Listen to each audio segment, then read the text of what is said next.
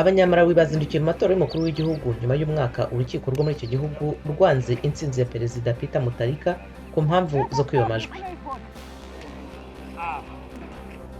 Jacob Zuma wahoze ari perezida wa Afurika y'Epfo yitabye urukiko ku byaha bya ruswa, aho abashinjacyaha basabye urubanza ko rwigizwe inyuma bitewe n'icyorezo cya virusi ya corona. Igihano cy'imirimo y'ingufu imyaka 20 ku byaha bya ruswa nicyo urukiko rukuru rwa Kongo rwaciriye Vital Kamerhe, umuyobozi mukuru mu biro bya perezida Felix Tshisekedi. Minisitiri w'ingabo wa Cote d'Ivoire yavuze ko abayobozi bataye muri yombi umukuru w'abarwanyi b'Abisilamu wayoboye igitero ku kigo cya gisirikare hafi y'umupaka muri uku kwezi.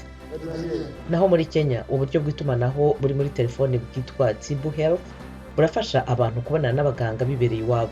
Uwabuhanze avuga ko umubare w'abakoresha wazamutse vuba cyane muri ibi bihe by'icyorezo cya virusi ya corona.